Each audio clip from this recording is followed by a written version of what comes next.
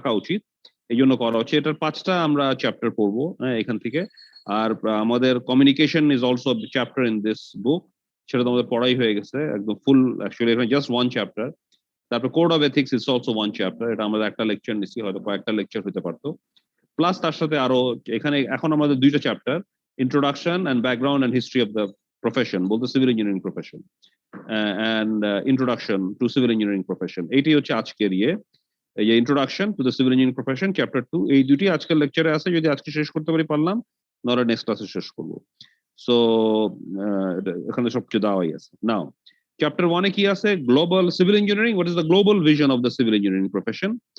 তারপরে accreditation of engineers, এটা 2টা অ্যাক্রেডিটেশন আছে, অ্যাবেট বলে এবং আরটা হচ্ছে অ্যাবেট অ্যাক্রেডিটেশন করে এবং এএসসি অ্যাক্রেডিটেশনের ক্রাইটেরিয়া গুলো সেট করে দেয়, which is আমরা দেখবো American Society of Civil Engineers. আর অ্যাবেটটা জানি কি, এটা আমরা দেখবো দাঁড়ো। আর এএসসির মানে কি ইস্যুস নিয়ে একজন সিভিল ইঞ্জিনিয়ারিং ডিল করবে, মানে অ্যাবেট কোন কোন জিনিসগুলো চেক করবে, কোন কোন জিনিসগুলো সিভিল ইঞ্জিনিয়ার, এটা কিন্তু এইসব রিসার্চ গুলো করে প্রাইমারিলি এএসসি, ক্রাইটেরিয়া গুলো সেট করে এবং অ্যাবেট এগুলোকে ইমপ্লিমেন্ট করে। অ্যাবেটটা কি দেখবো, রিকোয়ার্ড লেভেলস অফ অ্যাচিভমেন্ট, আচ্ছা এটা আমরা দেখতে থাকি। আর চ্যাপ্টার 2-তে থাকবে background and history of profession, history of civil engineering projects, careers in civil engineering, education, মানে এডুকেশন কি নিতে, লাইসেন্সার কিভাবে নিতে, সিভিল ইঞ্জিনিয়ারিং প্রফেশনাল লাইসেন্স কিভাবে নিতে হয়। তারপরে definition, characteristics, attributes, historically civil engineering প্রফেশনটা ফ্রম অতীত, from ancient times to medieval times to renaissance, industrial, modern civil engineering, একটার থেকে একটা প্রোগ্রেশন কিভাবে হয়েছে সেটার একটু, এটা বইয়ে বেশ ভালো মতো দেওয়া আছে, আমরা ব্রিফলি দেখবো। তারপরে civil engineering education, civil engineering careers. আচ্ছা, তাহলে civil engineering global vision of the profession, এটা না হয়েছে what is civil engineering, what is the global vision, what is the world, পৃথিবীতে currently how do you see civil engineering. এটা ASC, which is American Society of civil Engineering, এরা 2টা document তৈরি করছিল, এটাকে বলে বডি মাস্টার ডকুমেন্ট। এটা প্রথমে তৈরি করছিল বডি অফ নলেজ ডকুমেন্ট, এটাই এটা আগে চলে আসছে এনিওয়ে। মাস্টার ডকুমেন্ট প্রথমে বডি অফ নলেজ 1 ছিল, তারপরে ছিল body of knowledge 2। Body of knowledge 1 publish, it's big document, publish করা হয়েছিল তোমার 2004-এ, বডি অফ নলেজ 2 2008-এ। তো এখানে আমাদের গ্লোবাল ভিশন অফ দেওয়া আছে, entrusted by society to create a sustainable world. Sustainable মানে তো ন্যাচারালি বুঝো, আজকাল সাস্টেইনেবল কথা মানে এটা রিজেনারেট করতে হবে। আমি এক জিনিস ধ্বংস হয়ে গেল, ওটা আর পারলাম না, I have to continuously produce because people will need things continuously and enhance the global quality of life. Civil engineers serve competently, collaboratively, একসাথে ethically. সিভিল ইঞ্জিনিয়ারিং অনেক টাকা পয়সার ব্যাপার আছে, অনেক ধরনের ইস্যুস আছে, সুতরাং you have to be very ethical in it, নাহলে এখানে বহু লোকের ক্ষয়ক্ষতি হয়, সেটা আগেই বলছি। অ্যাজ মাস্টার প্ল্যানার্স, প্ল্যান করে, ডিজাইন করে, এগুলো তফাৎ বুঝতে হবে। প্ল্যান মানে পুরো লে আউটটা তুমি, শহরের প্ল্যান, কোথায় কি থাকবে না থাকবে, কোথায় ইন্ডাস্ট্রিয়াল, কোথায় রেসিডেন্সিয়াল জোন, কোথায় পার্ক, কোথায় কি আরবান প্ল্যানাররা করতে পারে, সিভিল ইঞ্জিনিয়াররা করে, আর্কিটেক্টসরা করে। দ্য প্ল্যানার্স, ডিজাইনার্স, ডিজাইন করে, ডিজাইন মানে ডিটেইল আর্কিটেকচারাল ডিজাইন করতে হবে, সিভিল ইঞ্জিনিয়ার আর্কিটেকচারাল ডিজাইনও করতে হবে, স্ট্রাকচারাল ডিজাইন, জিওটেকনিক্যাল ডিজাইন, অনেক ধরনের ডিজাইন আছে। বা কনস্ট্রাক্টর, যেটা বানাইতে হবে সিভিল ইঞ্জিনিয়ারই বানাবে। On operators of society's economic and social engine, actually economics and social sciences সাথে সিভিল ইঞ্জিনিয়ারিং অঙ্গাঙ্গ জড়িত, আমরা দেখবো। Basically masters of the built environment, অর্থাৎ নগর সভ্যতার যা কিছু আমরা যেটা দিয়ে রাস্তা ঘাট, বাড়ি ঘর, bridge, tunnel, I mean water, আমার water purification plant, river irrigation canals, I mean anything that you see which has been built is basically the work of civil engineers. So actually এটাকে এখন বলে সিভিল ইঞ্জিনিয়ারিং না বলে architects of the built environment. Built মানে যেটা বানানো হয়, naturally না, যেটা তৈরি করে মানুষ। হ্যাঁ, তারপরে stewards of the natural environment and its resources, natural এনভায়রনমেন্টটা জানি ঠিক থাকে, এই জন্য এনভায়রনমেন্টাল পলিউশন জানি না হয়, climate change, green house gas, হ্যাঁ, আর্কটিক ক্যাপের আইস, এগুলো সবকিছুর অ্যানালিসিস করে এটা কিভাবে, হাউ টু রিডিউস দ্যাট, হ্যাঁ, যেমন carbon sequestration is a major civil engineering issue now. So the stewards of natural and resources, innovators and integrators, নতুন আইডিয়া করে এবং বিভিন্ন জায়গা থেকে আইডিয়াগুলোকে একসাথে করে আবার একটা নতুন আইডিয়া তৈরি করে। Innovators and integrators of ideas and technology across the public, private and academic sectors. এগুলো বড় বড় পাবলিক প্রজেক্টস, বিশাল বিশাল হাইড্রোইলেকট্রিক ড্যাম থেকে শুরু করে পাওয়ার প্লান্টস এর ইনফ্রাস্ট্রাকচার থেকে শুরু করে ক্যানেলস, ইরিগেশন চ্যানেলস, ড্যামস, সবকিছুই সিভিল ইঞ্জিনিয়ারিং এমন কিছু নাই যেখানে তাদের নাই, পাবলিক সেক্টরে আছে, প্রাইভেট সেক্টরে আছে, একাডেমিক সেক্টরে আছে, রিসার্চও আছে প্রচুর। The managers of risk and uncertainty caused by natural, মানে ন্যাচারাল ইভেন্টস, ডিজাস্টার্স, এগুলোর অ্যাক্সিডেন্টস, এগুলোর management, your accident research institute আছে বুয়েটে। So how do you manage accidents? How to minimize it? How do you understand it? কতটা risk আছে, কতটা uncertainty আছে, এগুলোর আন্ডারস্ট্যান্ডিং এবং এটাকে রিডাকশন বা এলিমিনেশন করার প্রক্রিয়াগুলো সিভিল ইঞ্জিনিয়াররা স্টাডি করে। Leaders in discussions and decisions shaping public environmental and infrastructure policy. যেমন ধরো বাংলাদেশের গত কয়েক বছরে জিডিপি গ্রোথ হচ্ছে, তার একটা মেজর ড্রাইভারই হচ্ছে all mega projects, big infrastructure project. শুধু বাংলাদেশে না, সারা পৃথিবীতেই actually one of the major drivers of growth of the gross domestic product. আসলে ভালো ইনফ্রাস্ট্রাকচার না থাকলে তোমার ইন্ডাস্ট্রি, কোনো ধরনের ইন্ডাস্ট্রি তুমি তৈরি করতে পারবে না। Industrialization of country is not possible. Whether you do like যেটাকে বলি আমরা কি জানি ডিজিটাল বাংলাদেশ যদি করতে চাও, you need to have a fibre optic infrastructure. So এগুলো রাস্তার তলা দিয়ে যাবে না উপর দিয়ে যাবে, কিভাবে লেআউট হবে, রেল লাইনের পাশে দিয়ে কিভাবে, এই পুরো লেআউট ম্যানেজমেন্ট সবকিছুই করে সিভিল ইঞ্জিনিয়াররা। সুতরাং basically the GDP growth is fundamentally dependent upon your proper infrastructure, and that is built by the civil engineers. সুতরাং leaders in discussions and decisions, এবং এই জন্য দেখা যায় যে সিভিল ইঞ্জিনিয়ার ব্যবসা থেকে শুরু করে পলিটিক্স থেকে শুরু করে ওয়ার্ল্ড ওয়াইড সব জায়গাতেই একটা মেজর রোল প্লে করে। ইঞ্জিনিয়ারিং তো আছে, অ্যাবেট হচ্ছে অ্যাক্রেডিটেশন এর, বি হচ্ছে board for engineering and technology. এটা আমেরিকা, এরা সব মানে সিভিল ইঞ্জিনিয়ারিং এডুকেশন ঠিক মতো, এই এডুকেশনের course, curriculum, material, teaching method সব ঠিক আছে কিনা প্রত্যেকটা সিভিল ডিপার্টমেন্টের, এটা কিন্তু অ্যাবেট প্রত্যেকটা যারা ইউনিভার্সিটিতে চায়, কারণ অ্যাবেট অ্যাক্রেডিটেড না হলে তার ডিগ্রির দাম নেই। আমাদের রিসেন্টলি কিন্তু আমরা অ্যাবেট অ্যাক্রেডিটেড হয়েছি গত বছরে, এবং এদের লট অফ ডকুমেন্টেশন। তুমি ভালো হলেই হবে না, এটা ওদের কাছে সব ডকুমেন্ট দিয়ে প্রমাণ করতে হবে যে তুমি ভালো, ঠিক মতো পড়াচ্ছ। যদিও আমাদের খুব প্রিলিমিনারি হয়েছে, আমাদের actually we need to do some intensive changes to be really মানে অ্যাবেটের সাথে আমরা আপডেটেড থাকা অ্যাক্রেডিটেশনে। ইটস কোয়াইট চ্যালেঞ্জিং, অনেক ধরনের আমাদের যেটা আমরা সেভাবে অভ্যস্ত ছিলাম না। হ্যাঁ, আর ASC American Society of Civil Engineers করে কি, অ্যাবেট করে যে ঠিক আছে আমাদের সিভিল ইঞ্জিনিয়ারিং প্রফেশনে আসলে এখন তো চেঞ্জ হয়ে যাচ্ছে, নতুন নতুন জিনিস হচ্ছে, ব্রিজের নতুন টেকনোলজি হচ্ছে, আগে প্রিকাস্ট কংক্রিট ছিল না, এখন প্রিকাস্ট কংক্রিট থেকে শুরু করে নানা ধরনের লেটেস্ট টেকনোলজি আসতেছে। ব্রিজ যে তুমি দেখো পদ্মা ব্রিজ যে করছে, ব্রিজের স্প্যান গুলো যে ফাউন্ডেশন গুলো করছে at the deep below the bed of the sea, underground tunnel, এগুলো সব টিউবুলার বোরিং মেশিন, টিবিএম, এগুলো তো একদম লেটেস্ট টেকনোলজি। এগুলো তো তোমার এখন এগুলো দিয়ে সিভিল ইঞ্জিনিয়ারিং হচ্ছে, সাবওয়ে থেকে সবই এগুলো দিয়ে হয়। So how do you do it? এগুলোকে সবসময় আপগ্রেড করতে হয়। সিভিল ইঞ্জিনিয়ারিং কন্টিনিউয়াস ডেভেলপ করে যাচ্ছে civil engineering technology, and so the civil engineering syllabus of the education needs to be updated as well. তো এএসসি যেটা করে সেটা আগে দেখে যে আসলে বর্তমানে সিভিল ইঞ্জিনিয়ারিং এ কি কি জিনিস, কি কি কনসেপ্ট গুলো সিভিল জানা দরকার, সেগুলো আইডেন্টিফাই করে, তারপর ডিসাইড করে এই জিনিসগুলো থাকতে হবে একটা সিভিল ইঞ্জিনিয়ারিং এডুকেশন সিস্টেমের মধ্যে, যাতে ইয়ার করে এবং ভবিষ্যতে কি হইতে পারে সে অনুসারেও কিছু কিছু জিনিস কোর্স কারিকুলার মধ্যে রেখে দেয়। এবং অ্যাবেট ওগুলোকে একদম ওই সিভিল এএসসি দেওয়া গাইডলাইন ফলো করে একটা ডিটেইল প্ল্যান তৈরি করে প্রত্যেকটা ইউনিভার্সিটিকে চেক করে যে তারা তাদের এডুকেশন ঠিক মতো দিচ্ছে এবং তাদেরকে সেই এডুকেশন অ্যাক্রেডিট করে। তাহলে প্রত্যেক সিভিল ইঞ্জিনিয়ারিং ইনস্টিটিউশন যেটা অ্যাক্রেডিটেড বাই অ্যাবেট, ওখানকার ছাত্ররা they are expected to have a minimum, মানে অনেক আমরা অনেক সিভিল ইঞ্জিনিয়ারিং ধরো ছোটখাটো বাংলাদেশি প্রাইভেট সে আছে, আমি কোনো প্রাইভেট কলেজের নাম ছোট, অনেক ছোটখাটো কলেজ আছে যেখানে সিভিল ইঞ্জিনিয়ারিং ডিগ্রি দেয়, তারা ছেলেপুলেরা কিছুই পারে না, নট অ্যাবেট অ্যাক্রেডিটেড, ভালো টিচার নাই, ভালো নাই, অনেক ঠিক মতো ক্লাস হচ্ছে না, সুতরাং ছেলেপুলেরা তেমন কিছু পারছে না। আচ্ছা, অ্যাবেট আউটকামস। অ্যাবেট 11টা, এখানে ফার্স্ট কথা মনে রাখতে হবে, অ্যাবেট ইঞ্জিনিয়ারিং ক্রাইটেরিয়া 2000 ইসি, এটাতে বেসিক্যালি ওরা এডুকেশন ইনস্টিটিউশনের জন্য একটা মেইন সামারি, তুমি focus on what is learn rather than what is taught. তুমি কি শিখাইলে এটা বেশি মূল কথা না, মূল কথা হচ্ছে ছেলেরা কি শিখলো।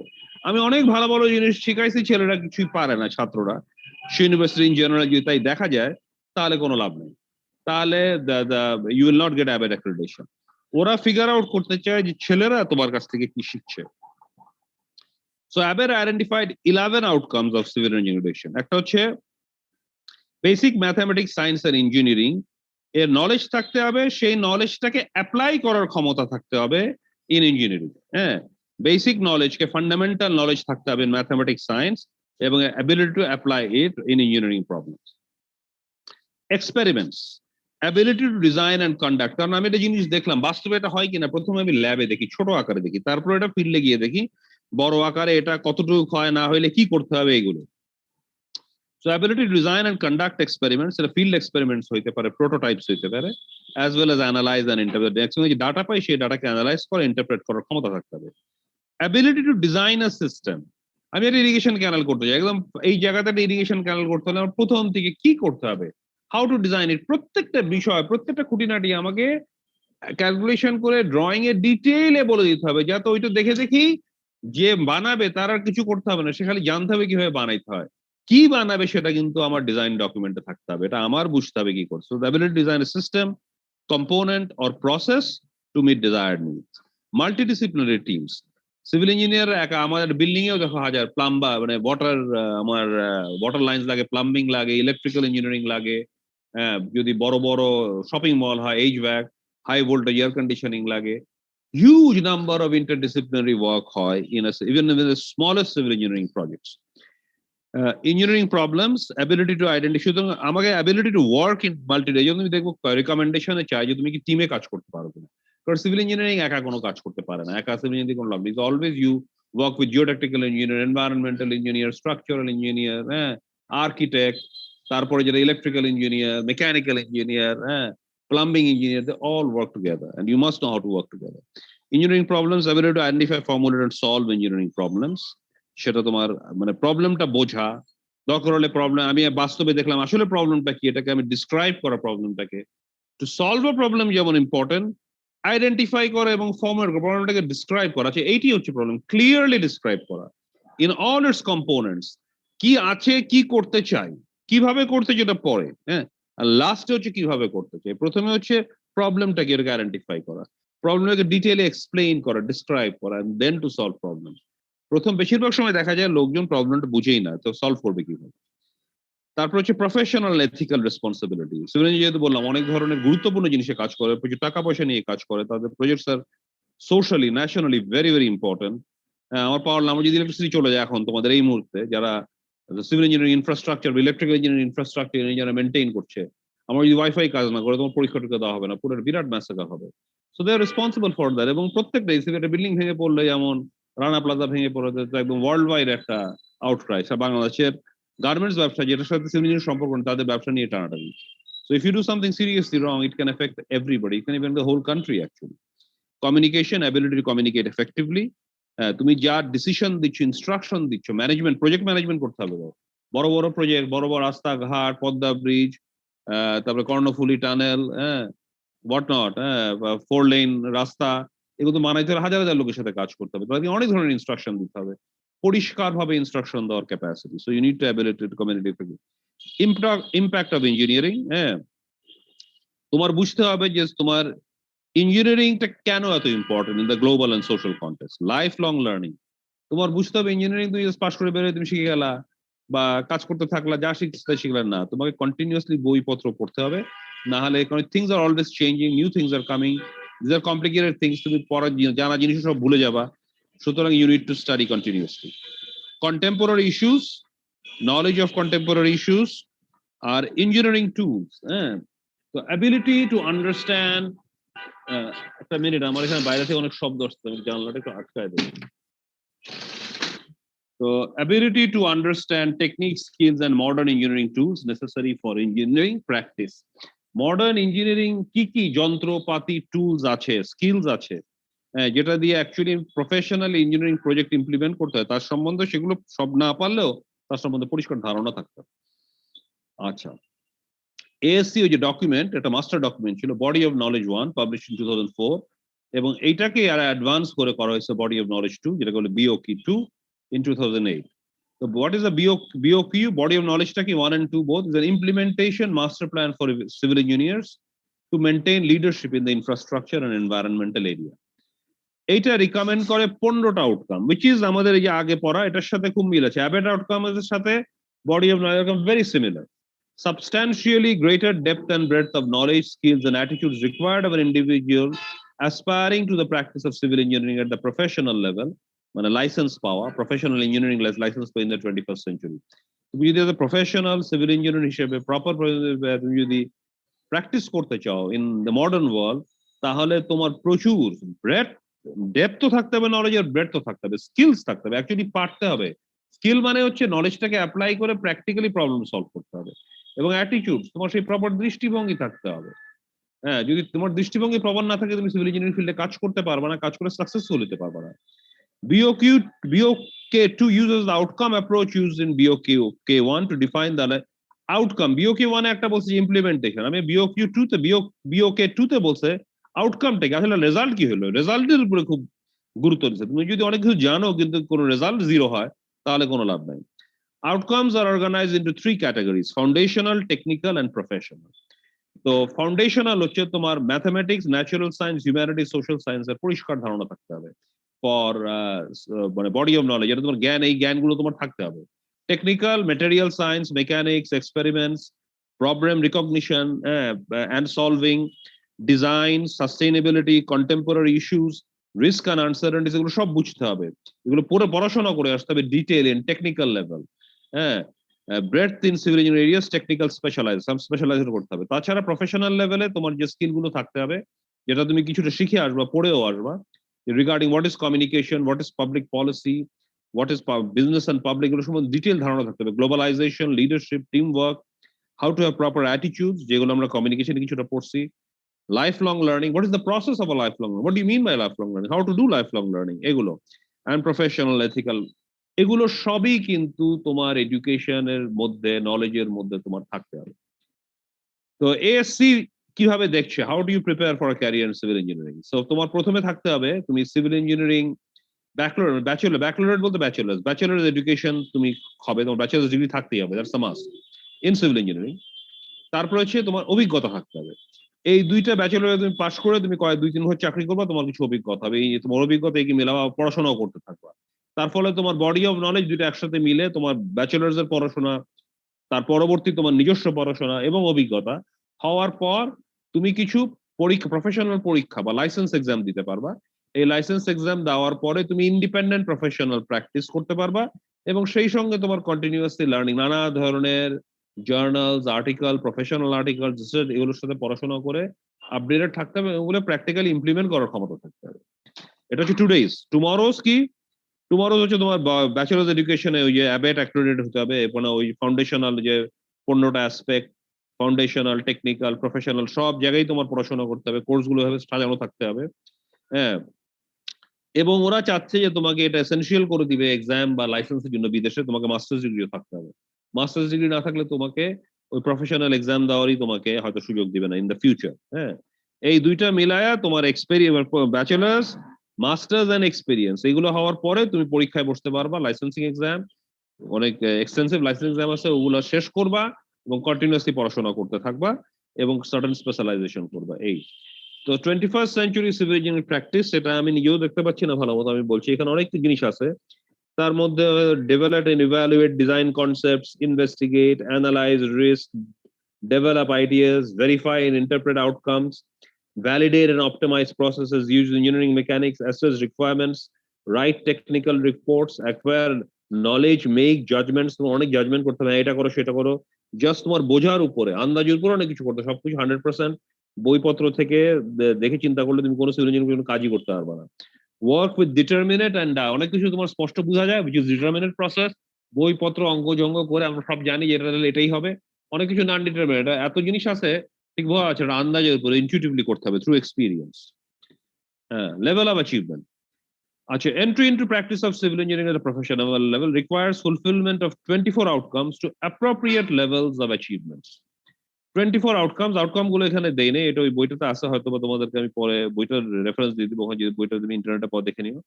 লেভেল অফ অ্যাচিভমেন্ট 1 হচ্ছে নলেজ। নলেজ হচ্ছে ফার্স্ট রিকোয়ারমেন্ট, জ্ঞান থাকতে হবে, কিন্তু জ্ঞান দিয়ে আসলে কিন্তু সিভিল ইঞ্জিনিয়ার হওয়া যায় না, এটা রিকোয়ারমেন্ট হচ্ছে bachelor's. Level of achievement to comprehension, তুমি যেটা শিখলা সেটা বুঝতে হবে, জ্ঞান দিয়ে তো কোনো লাভ নাই যদি আন্ডারস্ট্যান্ডিং না থাকে, সো পরিষ্কারভাবে বুঝতে হবে। Requirement bachelor's degree civil engineering, master's for technical, master's যদি ধারণা করা হয় তুমি একটা টেকনিক্যাল এরিয়াকে ডিটেইলে বুঝতে পারবা। লেভেল অফ অ্যাচিভমেন্ট 3 অ্যাপ্লিকেশন, এটা তোমার অ্যাপ্লাই করার ক্ষমতা থাকতে হবে কিসে, প্র্যাকটিক্যাল প্রবলেমে। তো requires bachelor's in civil engineering, master's for technical experience for public policy, business, public administration, attitudes, এবং অ্যাকচুয়ালি ইঞ্জিনিয়ারিং ইটসেলফ। আচ্ছা, level of achievement 4, analysis requires bachelor's degree, master's for problem recognition and solving, technical specialization, experience in sustainability, contemporary issues, risk and uncertainty, project management, breadth in civil engineering, experience in globalization, internationally কাজ করার অভিজ্ঞতা, leadership, teamwork, বড় বড় টিমে কাজ করা, কোনো জায়গায় তোমার প্রজেক্টকে লিড করা, এগুলো করার তোমার অভিজ্ঞতা থাকলেই তুমি আস্তে আস্তে লেভেল অফ অ্যাচিভমেন্ট 4 যাবে। লেভেল অফ অ্যাচিভমেন্ট 5, সিনথেসিস, বিভিন্ন জ্ঞান তুমি দেখলা, বুঝলা, ফার্স্টে নলেজ হলো, তারপরে বুঝলা, সরি, নলেজ হলো, তারপরে বুঝলা, তারপরে অ্যাপ্লাই করলা, তারপরে ওটাকে পুরো জিনিসটাকে অ্যানালাইজ করে আলাদাভাবে কম্পোনেন্ট বাই কম্পোনেন্ট প্রত্যেকটা জিনিসের আলাদাভাবে বোঝা, ডিটেইলে বোঝা, দ্যাটস অ্যানালাইসিস। তারপরে সিনথেসিস, বিভিন্ন এরিয়ার জ্ঞানকে যোগ করে নতুন জ্ঞান সৃষ্টি করা বা নতুন জিনিস তৈরি করা, that is synthesis. So requires bachelor's degree in civil engineering, masters for experiments, technical specialization, experience in communication, lifelong learning, সারাজন শিখতে হবে, professional ethical responsibility. Finally হচ্ছে evaluate, to evaluate a work, হ্যাঁ, এটা কেমন হয়েছে কাজটা, ভালো মন্দ এই সেই ডিটেইল ইভ্যালুয়েশন করতে হলে তোমার এই 5টা লেভেল পার হয়ে এই লেভেলে আসতে হবে, হ্যাঁ। তো এই হচ্ছে various levels of achievements of civil engineering. What is the difference between 20th and 21st century civil engineering education? 20th century civil engineering focus ছিল mechanics, calculations, reports, essay, laboratory reports, knowledge এবং determinant processes, যে এটা হলে এটা হয়, এটা হলে এটা হয়, এগুলো এখনো আছে। তার সাথে আরো নতুন জিনিস ফোকাসে আসছে, সেটা হচ্ছে innovative thinking and tacit knowledge, understanding, intuition develop করতে হবে, আন্ডারস্ট্যান্ডিং, জাজমেন্ট, অ্যাসোসিয়েটিভিটি, ইনটিউশন। আচ্ছা, এটা গেল চ্যাপ্টার 1 এই বইয়ের, civil engineers handbook of professional practice by ASC. এখন আমাদের কত টাইম গেছে দেখি, সময় কোথায়, কিছু সময় আছে, 11:40 এর দিকে আমি করব, তাহলে হয়ে যাবে এটা ইনশাল্লাহ। তাহলে ব্যাকগ্রাউন্ড হিস্ট্রি অফ প্রফেশন, যেটা আমি আগেই দেখাইছি, এটা থেকে আমরা শুরু করি। What is the characteristics, chapter 1 chapter 2 মধ্যে অনেক ওভারল্যাপ আছে। Basically characteristics that help today's, that help define today's professional civil engineering profession. এটা হলো দুইবার সিভিল ইঞ্জিনিয়ারিং প্রফেশন বা প্রফেশনাল প্রফেশন না লিখলে হইতো। একটা হচ্ছে systematic body of theory, there is theory, theoretical understanding থাকতে হবে। The authority based on extensive education specific to the profession and its function. তুমি একটা পার্টিকুলার পাস করার পরে কাজ করলা, কাজ করে এক্সপিরিয়েন্স গেইন করলা, তারপর হয়তো মাস্টার্স করলা, ওই এরিয়াতে স্পেসিফিক কোর্স করলা, হ্যাঁ। তো সুতরাং তোমার ব্যাচেলার্স এর নলেজ থাকতে হবে, সেই বডি অফ থিওরি দেখে আসলা, তারপরে এক্সপিরিয়েন্স করলা এবং মাস্টার্স করে স্পেশালাইজেশন করলা। সো করার পরে তোমাকে ওই প্রফেশনাল ইঞ্জিনিয়ারিং এক্সাম পাস করে তুমি অথরিটি পাইলা to practice independently as a professional civil engineer. Community sanction, এটা অ্যাকচুয়ালি একই জিনিস, by licensure or registration by state sponsored board, আমাদের এখানে করে IB, institute of engineers, institute of engineers Bangladesh. তারপর হচ্ছে এথিক্যাল কোর্স, প্রফেশনাল এথিক্স, এটা তোমার খুব ভালো মতো জানতে হবে, কারণ না তুমি সিভিল ইঞ্জিনিয়ার জায়গায় আটকায় যাবে, অনেক ধরনের আইন কানুন, নাহলে তোমাকে তোমার এই রেজিস্ট্রেশনও ক্যান্সেল হয়ে যাবে, রেজিস্ট্রেশন ক্যান্সেল হলে পৃথিবীর কোথাও সিভিল ইঞ্জিনিয়ারিং প্র্যাকটিস করতে পারবা না, প্র্যাকটিস করতে না পারলে তোমার ভাত জুটবে না। যেমন ডাক্তারের যদি প্র্যাকটিস করার লাইসেন্সই ক্যান্সেল হয়ে যায় কোনো কারণে, তাহলে ডাক্তার তো শেষ, ডাক্তার তাকে ঘরদোর মুছতে হবে, রেস্টুরেন্টে কাজ করতে হবে, এরকম। সিভিল ইঞ্জিনিয়ারিং কিন্তু বাইরে তাই। Culture of values, appropriate behaviour and service to community, একজন সিভিল ইঞ্জিনিয়ারকে প্রপারলি কিভাবে বিহেভ করতে হয় সেগুলো তোমার কিন্তু শিখতে হবে তোমার এই প্রফেশনের এডুকেশন এবং এক্সপেরিয়েন্স থেকে। এবং ওই তোমার যে লাইসেন্সার এক্সাম দিবে, এগুলোতে এইসব ডিটেইল তোমার বিহেভিয়ার, কমিউনিটির সাথে তোমার ইন্টারাকশন কিভাবে না হবে, এগুলোর বহু প্রশ্ন, বিরাট বিরাট এসে আকারের বই পড়ে মুখস্থ করে মাল্টিপল চয়েস বা লিখিত উত্তর দিতে হবে, এবং উত্তর না দিলে তুমি লাইসেন্স পাবা না, পি হইতে পারবা না, প্রফেশন যেতে পারবা না, তোমার বহু অঙ্কের বাইরেও তোমাকে বহু জিনিস এগুলো পড়তে হবে, যেগুলো আমরাও পড়াচ্ছি তোমাদের। প্রফেশনাল ইঞ্জিনিয়ারিং অনেক আছে, American Society of Civil Engineers, British Institute of Civil Engineers, IC বলে, স্প্যানিশ আছে, South African, Japan, Chinese, Bangladesh, Indian, সবই আছে। তো হিস্টোরিক্যাল ইনহেরিটেন্স, প্রথম ইঞ্জিনিয়াররা কি ছিল, এক মিনিট, হ্যাঁ, হ্যাঁ মান্নান, হ্যাঁ মান্নান, হ্যাঁ মান্নান, আচ্ছা আচ্ছা, আমাকে একটু একটা মিনিট সময় দিতে হবে, আমার একটু একটা ঝামেলা হয়েছে, একটু এক সেকেন্ড, একটু গ্যাপ নেই, 2 মিনিটস।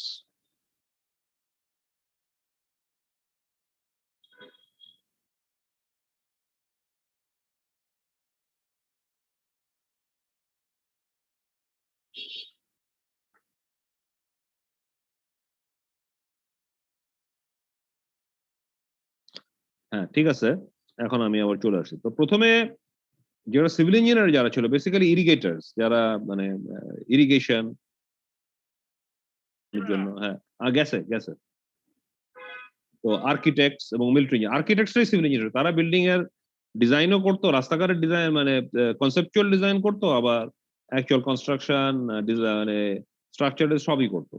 এবং মিলিটারি ইঞ্জিনিয়ার ব্রিজ ট্রিজ বানাইতো খুব, মিলিটারি ইঞ্জিনিয়াররা নানা ধরনের কামান টামান বানাইতো, এগুলো সিভিল ইঞ্জিনিয়াররাই করতো। নানা ধরনের রিটেনিং ওয়াল, ব্রিজেস, হ্যাঁ রাস্তাঘাট এগুলো বানানোতে মিলিটারি ইঞ্জিনিয়ার মেইনলি রাস্তাঘাট ব্রিজ এগুলো বানানোর জন্য মিলিটারি ইঞ্জিনিয়ার দরকার হতো। এবং একই লোক সিভিল ইঞ্জিনিয়ারকে সবকিছুই জানতে হবে, যা যা এরিয়া আছে সবকিছু একটা সিভিল ইঞ্জিনিয়ার জানতে হতো। এখন তোমার, হ্যাঁ একবার আমার ক্লাস হচ্ছে, তো আমি তোমাকে এই উইদিন 12:30 1টার দিকে তোমার সাথে আমি কথা বলতেছি, ঠিক আছে? না না, তুমি একটার সময় আমাকে ফোন দাও, নাম্বার দিয়ে আমার মনে থাকবে না। আচ্ছা, তো একই লোক সবকিছু করার পরে স্পেশালাইজেশন ডেভেলপ করলো কত 100-200 বছরে। এখন তোমার আমরা এই সিভিল ইঞ্জিনিয়ারিং হিস্ট্রি কালচার জানলে আমাদের সিভিল ইঞ্জিনিয়ারিং প্রফেশনটা কেন ইম্পর্টেন্ট বুঝতে সুবিধা হয়, এবং এই জন্য শেখানো হয় সব জায়গায়। আচ্ছা, স্টাডিং দ্য পাস্ট, আমরা অতীত কেন পড়ি? Any lessons learn from the behaviour and specially the failure of even ancient designs, মানে কি কিভাবে বিহেভ করছে এবং কেন ফেল করছে অনেক ডিজাইন, হ্যাঁ। আর নো লেস, এটা সবচেয়ে ইম্পর্টেন্ট, ফেলিয়ার গুলো দেখা civil engineering is the most important. Why did it fail, Rana plaza why did it fail, ডিটেইলে বোঝা, এবং how it this avoid failure could have been avoided. এর থেকে ভালো অভিজ্ঞতা সিভিল ইঞ্জিনিয়ারিং আর কিছু হয় না। The good design practice of engineering in centuries, কোন যেগুলো বছরের হাজার হাজার বছরে কেন টিকে আছে, তাজমহল কেন টিকে আছে, আর্থকুয়েক হয়েছে, অনেক কিছু হয়েছে, বহু বিল্ডিং ভেঙে গেছে, তাজমহল কেন ভাঙলো না? So, and the good design practice of engineering in centuries past can serve as models for the most sophisticated designs that ওই যে কনসেপ্ট গুলো হয়তো ওরা অন্যভাবে অ্যাপ্লাই করছে, কিন্তু ঠিকই অ্যাপ্লাই করছে, এবং অনেক অনেক সিম্পল কনসেপ্ট দিয়ে অনেক কঠিন জিনিস তারা করে ফেলছে। কিন্তু সেটা না বুঝতে পারার ক্ষমতা, কিন্তু তোমার ability to really conceptualize the problem is very important, সেটা তোমাকে বুঝায়। Indeed, ignoring wholesale the lessons and practices of the past threatens the continuity of engineering and design judgment that appears to be among the surest safeguards against recent failures. সবচেয়ে engineering অঙ্ক ঝঙ্ক, detail mathematics, software দিয়ে design, এগুলো তুমি যদি basically judgement under intuition না থাকে যে আসলে এত অঙ্কটা রেজাল্ট হয়তো কোনো কারণে ফুল রেজাল্ট বেরোলো কমপ্লিটলি, এটা দেখেই আমার বুঝতে হবে যে না এইরকম তো হইতে পারে না, সামথিং ইজ সিরিয়াসলি রং। যত আমি না এটা তো জিও স্টুডিও দিছে, এটা তো ফ্ল্যাক্সেস দিছে, এটা তো সবচেয়ে ভালো সফটওয়্যার, তাদের যদি সামথিং ইজ রং তোমার একটা বোঝার ইমিডিয়েটলি ক্ষমতা থাকতে হবে, হয়তো কোথাও কোনো ভুল করে। এইসব জায়গায় হাজার হাজার বড় বড় জিনিসে অনেক ভুল হয়ে যায় এবং ভুল হয়, গুড ইঞ্জিনিয়াররা সাথে থেকে ট্র্যাক করতে পারে, সেটাই সে বলছে আর কি। অ্যানশিয়েন্ট ইঞ্জিনিয়ারিং ওয়ান্ডার্স, যীশু খ্রিস্টের জন্মের 100 বছর আগে এগুলো বলা, যে গ্রিক রাইটাররা 7টা ওয়ান্ডারকে, এটা গ্রিক রাইটাররা কিন্তু মানে 3000 3,500 বছর আগে ওরা আইডেন্টিফাই করছিল। Pyramid, hanging gardens of Babylon, statue of Zeus, temple of Artemis, tomb of king Mausolus of Caria, Halicarnassus, colossus of Rhodes, এগুলো আমরা সব দেখবো। Pharos lighthouse of Alexandria, Egypt, এগুলো 3,500-4,000 বছর আগের জিনিস। তাছাড়া ওই সময় আরো কটা জিনিস তারা দেখতে মানে লেখা নাই, কারণ সেই সময় তারা দেখতে পারে না, ওখানে যায় নাই বলে, কারণ গ্রিকরা রোমানরা অনেক জায়গা দখল করছিল, এইসব জায়গায় তারা গেছিল। যেমন great wall of China, dam পাটমারি, বুদ্ধিস্ট টেম্পল শ্রীলঙ্কা, আরো আরো হাজার হাজার আছে, এখানে কয়েকটা এখানে উল্লেখ করা হয়েছে বইয়ের মধ্যে। অ্যানশিয়েন্ট ইঞ্জিনিয়ারের মধ্যে খুব নাম করা হচ্ছে পার্সিয়ান ইঞ্জিনিয়ার, ইরানিয়ান ইঞ্জিনিয়ারে কিন্তু তাজমহল ইয়ে করছে, Iranians are very very great civil engineers and irrigation engineers. Greek engineers, Romans were some of the best ancient, ওদের রাস্তাঘাট এখনো ইটালিতে সেই রোমানদের সময় প্রায় 3-4-5,000 বছর আগের সব রাস্তাঘাট এখনো মডার্ন যুগে 100% ব্যবহৃত হচ্ছে। Indian engineers, Chinese engineers, African American. Building style এগুলো ছিল মেইনলি আর্চ, কারণ বিম স্টিলের ব্যবহার ছিল না, বিম যখন দেবে যায় তলাটা ভেঙে যায়, কংক্রিটে বা পাথরে, পাথর তলাটা ভেঙে যায়, তলাটা ভেঙে গেলে এরকম আর্চ করলে এটা কম্প্রেশনে চলে, তলাটা নামে না, ওটা সাইডে সরে যায়, সাইডের পুরোটাই কম্প্রেশন হয়ে যায়। এই জন্য তুমি সব জায়গায় দেখবো অতীতে আর্চ স্ট্রাকচার, কারণ কোনো ধর্মীয় কারণে না, purely from the reasons of mechanics. এই যে এরকম আর্চ স্ট্রাকচার দেখছো, নানা কাইন্ড অফ আর্চ, আমরা মনে করি যে ইসলামে বোধহয় ইসলামিক সিস্টেম এটা গডের দিকে আকাশে চলে যাচ্ছে, নট বিকজ ডোম বা আর্চ, এটার মেইন কারণ হচ্ছে the mechanics. Without steel, there was no way of building a structure in any other way except a dome or an arch. That was the only reason. পরে আসছে ট্রাস, arch and vault ইত্যাদি ইত্যাদি। তো আমাদের বোধহয় 40-এর দিকে চলে আসতেছি, রাইট? আচ্ছা, আমরা কয়টা বাজে এখন আমি দেখে নিই একটু। কটা বাজে? 11:40। ঠিক আছে, আমি খুব তাড়াতাড়ি শেষ করে দেই। এখন আমি কিছু ছবি-টবি দিব। তুমি এই যে এটা হচ্ছে ফারো লাইট হাউস, যেটা আলেকজান্দ্রিয়াতে বোধহয়। হ্যাঁ, তারপরে এটা হচ্ছে বোধহয় যে ওই যেগুলো আমি ওখানে উল্লেখ করছি সেগুলো আমি এখন এটা দিতে যাচ্ছি না। এগুলো ছবি-টবি গুলো আছে, এগুলো দেখে নিবা। হ্যাঁ? এই এইগুলো কোন হ্যাঙ্গিং গার্ডেন অফ ব্যাবিলন এটা। এটা আমি দিয়ে দিব। এটা পিজা, পিরামিডস এগুলো আমার জানা। এটা হচ্ছে বোধহয় কি টেম্পল অফ আর্টেমিস বা সামথিং লাইক দ্যাট।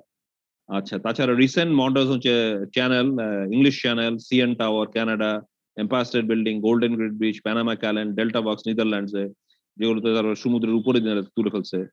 আইটাপিয়া ড্যাম, এগুলো কয়েকটা এখানে সব আছে, ছবি-টবি এগুলো দেখে নিবা। হ্যাঁ? আর license civil engineer, professional engineer বা পি বলে, চার্টার্ড ইঞ্জিনিয়ার বলে ইংল্যান্ডে, চার্টার্ড প্রফেশনাল নিউজিল্যান্ড, অস্ট্রেলিয়াতে বলে, ইউরোপিয়ান ইঞ্জিনিয়ার বলে, ইউরোপিয়ান প্রফেশনাল পি বলে মোস্ট অফ এশিয়া।